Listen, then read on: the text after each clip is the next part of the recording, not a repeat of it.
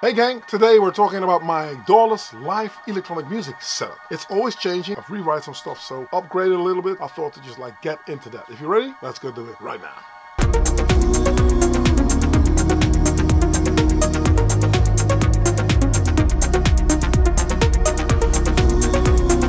Hey, what's up? I'm Analog Kitchen and thank you for checking out yet another video. If this is your first time here, do not hesitate to click subscribe and hit that notification bell. Whenever I upload a new video, you'll be kept in the loop and you'll not miss out on anything. Stick around till the end of this video. I'll tell you who the winner is for the offbeat challenge. I'll tell you who the winner is for the bass hook challenge. Yes, I've got some winners. I'll tell you who the new patrons are, so stick around. As my sound is always evolving, there's a few things that I wanted to pack into this video. For one, if you are listening to stuff that comes out on Beatport, not that it's important, but there is a standard of what DJs play. When you do a Dawless set, most often you sound different. Now, I've went over this in previous videos saying, well, how can you get your sound to sound like a DJ? How do you perform? What do you do? But I think that I found the key to be the ultimate Dawless live performer. Why? I spoke to King a few years ago when he addressed it to me. He said, like, you know what people like about live sets is that you sound like a DJ. And the DJ interaction is very fast. It's very hands-on. It's very predictable at certain points. Playing a Dawless live set means you have a little bit more freedom. But I would say I'd love to contain that freedom within brackets still. Just noodling off into oblivion with loops that just keep going on. That's only cool for yourself maybe, but not so cool for people on the dance floor. So if you want to do what you do best and like what you do best, as well as just like take the crowd into consideration, I think that there's a way of getting there. Certain boxes do that better than other boxes. That's how the Dawless realm works, unfortunately. So obviously a lot of people love an MPC and a lot of people hate the Octatrack, just in terms of workflow. But one is live, one is a little bit more techno, so they all got their own quirks. And I think that the Dawless route, the Dawless sort of like where am I going, is the quest to find a combination of boxes that will make that work for you. Now, I've been on this mission, on this quest for like forever. It's never going to be finished, but I think that I found a setup now where I can sound more like records that I hear. So if I hear an Artbot or a Tale of Us or whatever record and I would like to sound like that, I can address those different elements without bringing a whole lot of gear. Okay, you can stress and debate. I'm still bringing a lot of expensive gear. This is not that video. This is not a video on how you can get a lot of gear cheap. I've done videos on that. Cool, they work well, but this is if I perform, and this is not a hobby for me, I do this for a living. So obviously I'm trying to bring as much punch, I'm trying to pack as much punch as I can possibly just do. So there's a few things that I'm using. The multi-clock is one thing. The Octatrack Mark II, then there's an MPC-1, then there's a subsequent 37. I've got some pedals and some MIDI controllers as well. I will go over it at length and show you on how you can do certain things live instead of just playing around with the filters, which is also what I've done, but it's a bit on the safe side. I think Robert Babich told me like, yeah, but if I'm playing live, I would like to be playing live. The live playing is also a debate. Some people bring an S4 controller and they say that they're playing live. Others bring Ableton with one controller and they say they're playing live. So the whole live aspect, Dawless aspect, is a very wide sort of like scene that we're in. I'm a bit of a hybrid producer, so certain things I will do make on my computer and I'll just whiz them over to the live set, but I found that if I just use the auxiliaries on my mixer, I can send stuff wherever I want to send it. So if I want to record something on the fly, I can. Now, I'm not going to just like spoil it too much. I'm going to take you into the live set. Let's see if we can make it work. Are you ready? Let's go! Alright gang, so welcome to the live set. What I've got today is a track that I've been working on. This track I'm very proud of because I sang on it myself and it's going to be embedded on that first EP that I'm going to release on Kitchen Club Records. It's absolutely a track that I'm happy with the way it turned out. There's a few things that are happening on this track. Now, what it is it's a progressive house track with a lot of textures and it doesn't really need to go off Guns N' Never with a lot of drum rolls and stuff. It's more of a flowy kind of vibe, but I do think it's cool the way that I set it up. Now, let's go from left to right to what we have right here. I've got the drums coming from the Octatrack Mark II. Very important. I've got all the drums sitting here and this thing is more muscle memory than anything else. So there's a kick on one, there's a closed head on 2, a snare on 3, then there's a tom or a bass drum kind of vibe on 4, there's a hi-hat on 5, so it goes there. On 6 there's a loop, and on 7 there's a theme. That's how I set up these tracks, right? So if you're going to listen to what that is, it plays this. Now it's already going. Bam, 2, 3, 4, 5, 6, I count to 8, I'll tell you why, 7 in a second, 8, now here's the kick.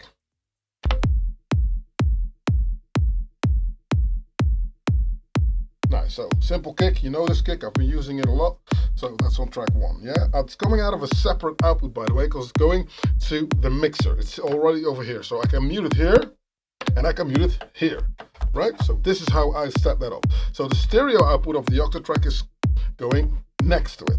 Now, moving on, we've got closed head, important, a 707 snare, because I think for this sound, the 707 snare is amazing. So 808 heads, a modern kick, 808 kick, and this works together with the other kick. So listen.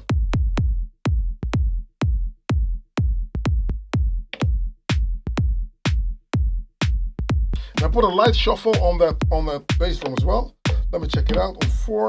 I'm going to go in, let's see, yeah, this shuffle on there. Not so much, I see. I'm going to stick some shuffle on there. Yeah, there is. Swing, I was going to say. So it starts at 50 on the octa track. The swing is on 56, which is quite extensive, I'd say. So now we hear a little bit more sparse, a little bit more robotic. And we want it to crawl a little bit closer to the steady kick that we have. Okay, heads. Cool, I'm out of there. So now there's a head on 5.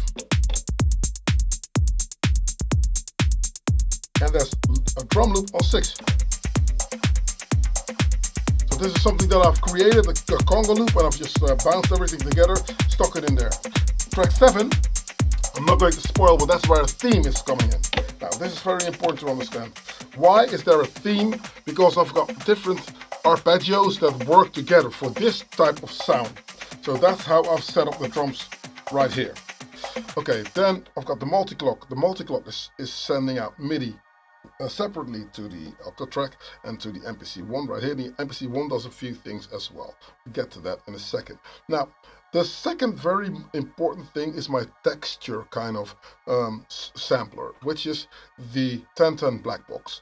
Now, for a track like this to work, and the drums are pretty heavy, I mean, they do what they do and they sound neat, but you know, this is something that needs to just like push the track forward. You need a bit of adrenaline, a little bit of yeah, flow, you know. So in order to get the vibe going, I've got some pads that don't do really much, and they're on a filter, so they play this.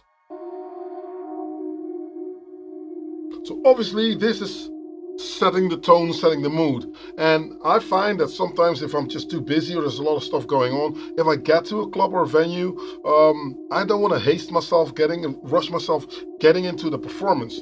What I would like is to get into the flow myself a little bit more. So what I'll do is I'll just stick something like this on first, and then get my bearings, get a sip of my beer, which I got sitting over here.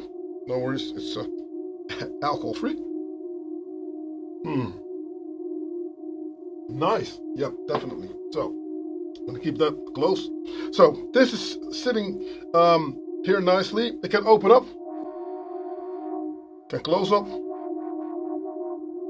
and this thing is, okay, this is going to sound weird, but it's going to take me away from the sequence, right? It's going to take me away from the sequencer, because from the minute I hear a groove, I'm thinking, okay, what needs to go next? What do I need to start next? So I'll need something to get me off my own sort of like expectation of what's happening.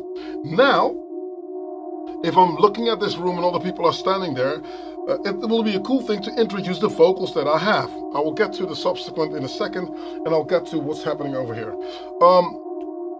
Before I say that, there's a mini fighter sitting over here, and all the 16 knobs you see right here are all connected to the cells you see on the black box.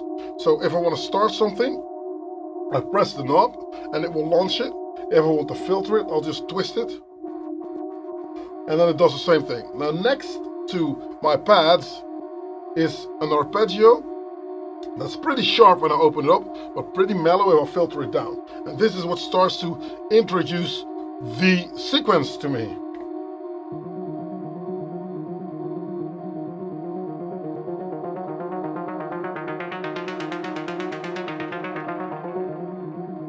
But you like to keep it here in the beginning, right? But if I'm going to introduce the vocals to the crowd, I will not stick them on the groove just yet. Because obviously I sang a lot of offbeat stuff, so nothing is starting on the one of the measure. So I'm going to turn this off. So you can see that it just stops there. There's another arpeggio, but that's a lead arpeggio. That's a lead theme. That's a plucked theme. And then there's another one sitting over here. So I need those to introduce the big sort of like breakdown on the track, which is also going to happen later. Now, I've got 4 different parts of this track that I sang. I came up with something, it came up in my mind, and I have introduced some sort of a vocal that is, yeah, explaining a bit on how one could feel in a certain situation. And let's go over the vocal, you'll hear what it is. So, this is the verse. Is there light in the darkness? There's many things I feel. In this aspect of brightness, senses become unreal.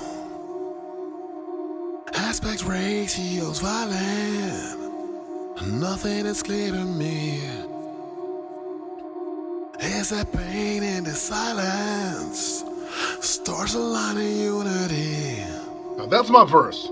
Also invokes a bit of a vibe. What I've done here is I didn't use too many reverbs and delays because I want it to be quite dry, because I want it to be in your face. Mind you, using reverb is pushing the track or pushing your vocal way into the track. So if you're talking about panning, we always refer to left and right. But if you want to do some vertical or horizontal panning, I would suggest using more reverb, because then it gets embedded more on the track. Because the bridge that I have is completely sounding differently from what you just heard, and that's this. I drift away and I close my eyes to see. The tears are burning a hole in the memory. I drift away and I close my eyes to see. And there's nothing here because the chorus line that I have starts on an upbeat, so it starts before the one. So I don't want to have lyrics that are running here so that you hear 2 vocals starting together. It takes away from the attention span, and it really breaks up the hypnotism that I need this track to just like invoke. So what I'm going to do is play you the chorus line. I close my eyes to see another reality of where we'll be, devoid of massive pain and of misery. The tears are burning holes in the memory of you and me. I close my eyes to see another reality of where we'll be, devoid of massive pain and of misery. The tears are burning holes in the memory of you and me. So David Gahan, if you're watching this video and you feel like, wow, I would love to sing on this track, do not hesitate to contact the Analog Kitchen. Shameless plug. Alright, so now that you know what all the ingredients are pretty much all about, let's start and build up this track a little bit on where, let's take it somewhere, yeah? So we're going to start mildly with this art, because I don't know where I am. I see that I'm here, so nice. 2, 3, nice. 4. And obviously I was counting to 8 just now, but that's because of my bass drum. Because when I play it,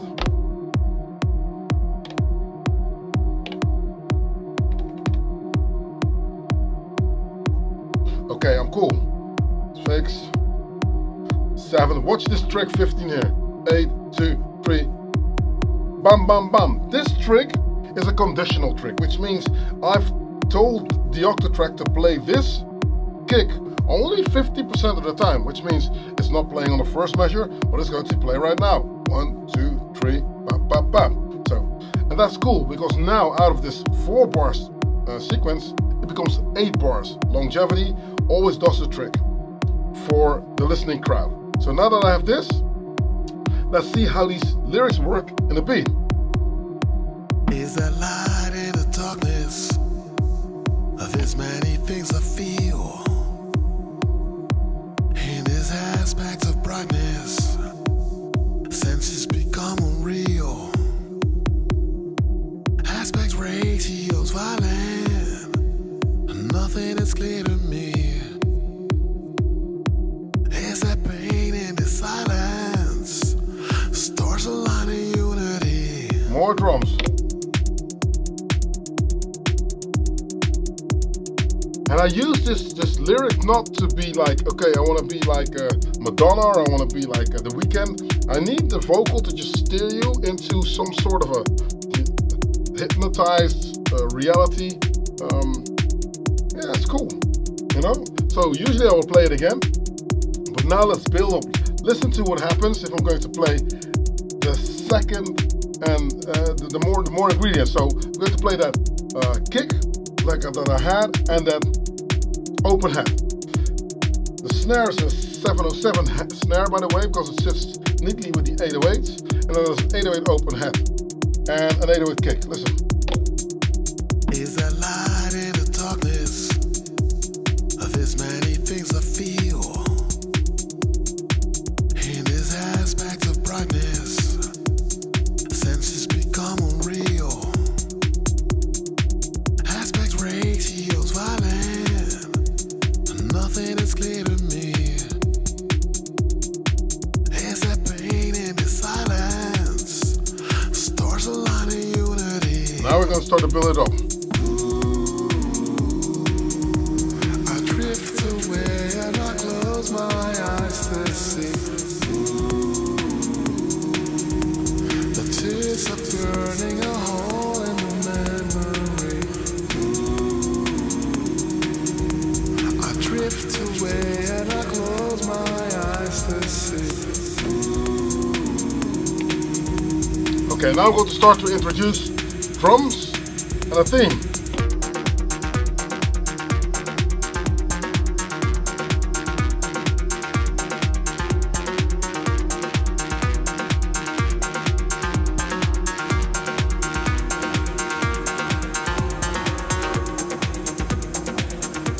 What you see, I've opened this up, there's reverb on the crossfader. And from the minute I'm opening up the crossfader, more reverb gets thrown in the mix.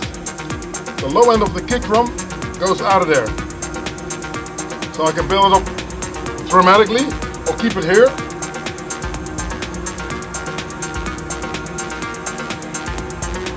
And that little theme that I have goes open, open, open.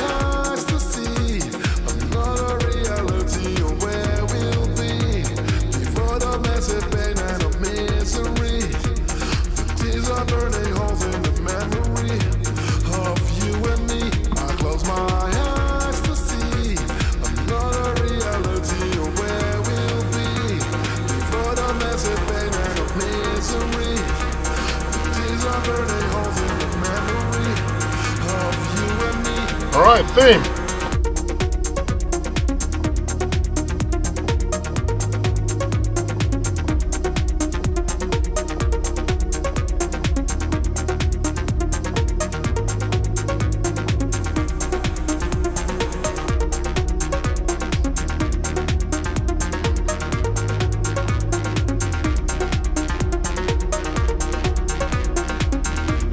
got the whole Akai in the Acidbox 3, so I'm going to play something else again.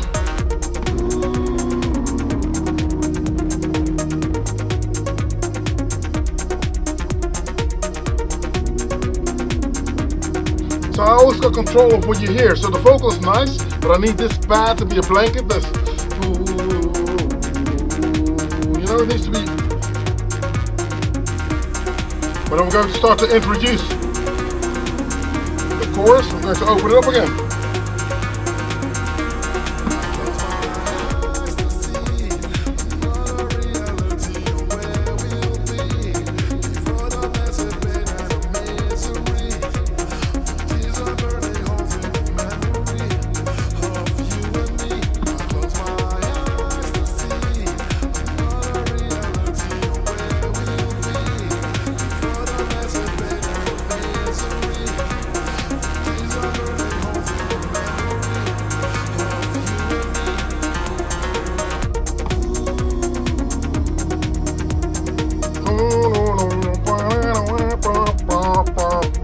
Nice.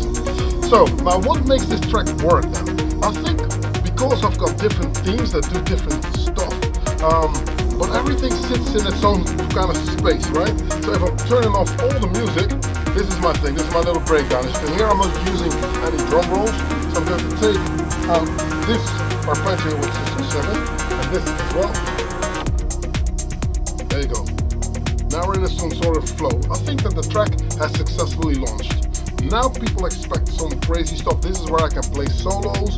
This is where I can just like say like I will play more stuff, because on the MPC, pretty much what I've done right now in next sequence mode is I'm only running 2 sequences. There's a bass line here, and I can program another bass line on the other one next to it, and then the last 2, because I'm only using 4 different sequences for one track, one song, I will leave that open. I will not play this bass line, but if I'll go there, it means I can play around with the bass line. So it's the same preset that's playing, but I can just now improvise, so I can do something live there as well, which I think is very handy. Now you can hear that this thing works on the 1010 black box. Obviously, I'm going to go back to this one and turn these 2 off, and then you get this.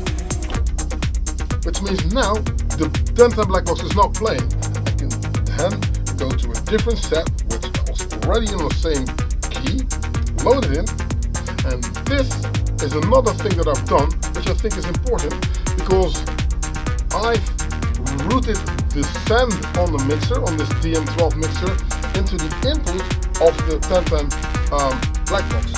So if I'm going to turn this off, and just turn this off, and then now, as you can hear, I've already recorded this little sequence is playing here. I've recorded it into here, which means that I can now think of, okay, where do I want to go? I can switch the Akai, because the Akai is not playing now. So this can be a nice transition.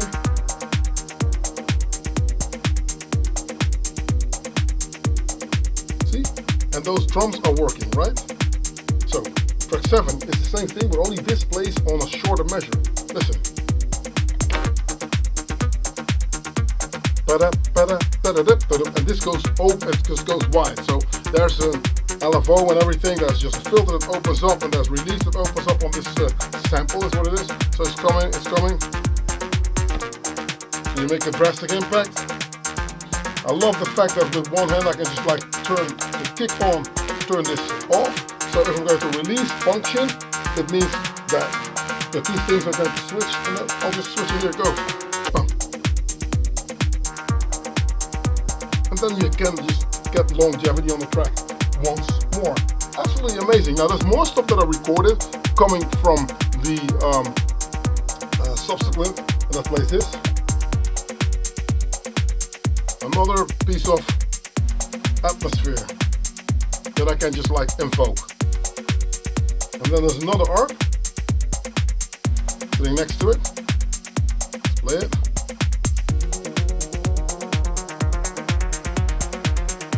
Obviously the same arp that we had before. And then I think that there's another theme playing right here. Let's take out the kick, play this. now how you've got like multiple possibilities of where you want to steer your track, on how you want to do it. It's building blocks, basically. That's what I'm trying to make. And the point I'm always making is that you need to think of this thing as band members, right? So my drummer is right here. I think that my bass player is right here. And obviously the vocalist is also going to be in here. And then the whole orchestra is going to be in here. And I don't really need much more, really. You know, this is how I think that this could work. Loving the track. So, going back in, back to our program, the vocals are there, kick in.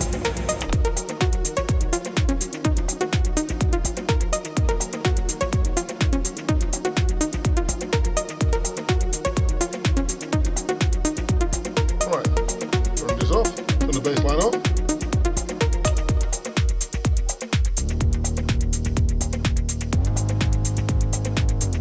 That's the funny thing that sometimes the MPC-1 doesn't want to play the first notes, especially with the subsequent. I don't know what it is, but okay, it's a nice thingy. Let's turn this off. Go back to my other pattern set, which is nice. I mean, I can obviously also MIDI map this, but it's cool to do it live, right? Fast. I just loved it.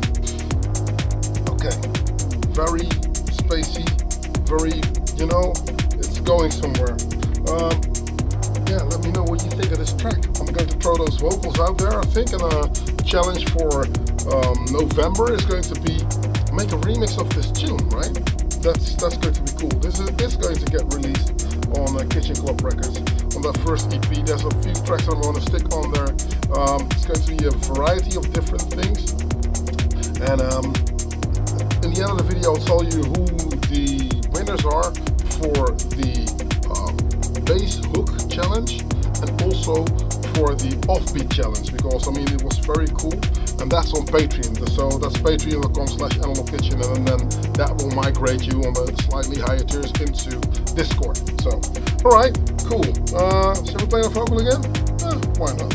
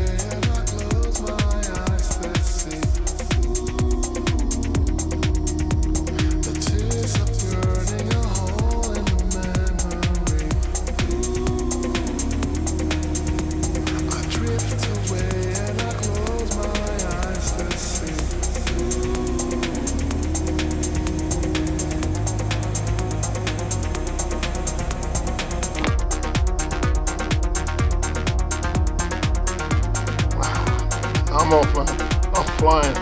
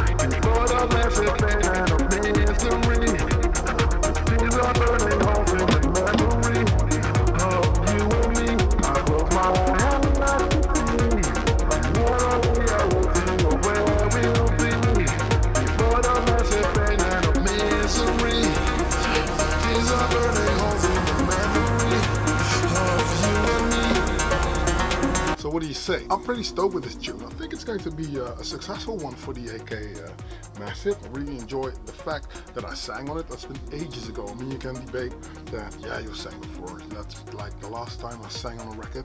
Has to be Quadrophonia, The Wave of the Future, maybe. That's like ages ago.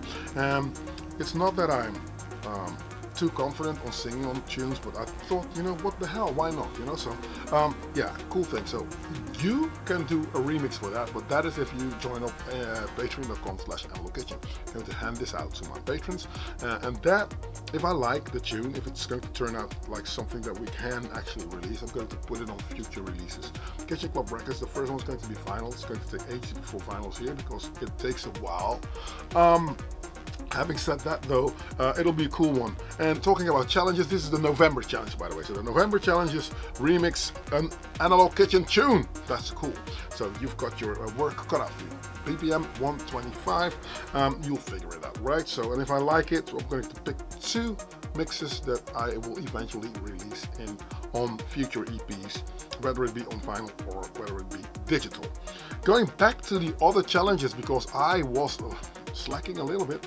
The September challenge was a bass hook challenge. Can you make a hook, a bass hook, and a bass line that serves as a hook as well? And I will have to give it to Rother. I'm gonna give it to Rother. Rother made a tune called Vertigo that I really enjoyed. I love the fact that the bass line was embedded on the track in such a way that it just sounded like a cohesive structure. I like the whole fact, so that's a cool one. And then the challenge of October was, can you make a groove with anything other than a 4/4 beat? Remember, so the offbeat challenge, I will give that to drumroll. Applause. I'll give it to Furniture. He had a track called Pass You By that I really enjoyed. It was a very odd measure, something that you don't come across that often, so I really enjoyed that. Now, thanks if you made it this far into the video. You are an absolute superstar. I'm happy to say this week we are on 13,600 and something subscribers, so we're growing and going. This community is everything to me. It's really cool. I love the fact like-minded folks talking about synthesizers, so it's cool. If you're new here, thanks for watching. This is what it is. Analog Kitchen, showing you a workflow of some sorts. Now, if you want to get closer to the sounds that you're hearing, if you want to have an associative sort of like analysis of what you hear on radio, what you hear on, this is what I try to just like teach on analogcourses.com as well, because to make music is cool. A lot of people just think that they hear something, it's somewhere in the vicinity, but if you're going to sit down and just tell your synthesizers what they need to play, it's a different ball game altogether. So that's why we are here, basically. Now, again, thanks for watching. There's some unreleased stuff that you can find on Bandcamp as well, but the tunes you're hearing right now, those are going to get released on Kitchen Club Records, which is going to be really cool. Early days there. And hey, there's new developments in the mixer department. There's a new builder involved, which is Ferry, and I've known Ferry for like forever. It's always like the people that you know that you didn't really ask. Ferry's already built modular synthesizers, he's built a polyphonic synthesizer, and he's also built a mixer already, so he is going to get involved. We're going to order some transformers and see how it works. We're going to make this master channel first, then we're going to get back to Christian, who's working hard on the multi-clock implementation that we are trying to just get on board there. So that's going to be a cool thing. So there is going to be an AK mixer at some point. We're working on it. So that's absolutely amazing news, I guess. Now, next week there's going to be a new video, obviously, and yeah, I guess that's that. Thank you for watching. I'm Analog Kitchen, and I'll catch you next week. You know where? On another video. Analog Kitchen.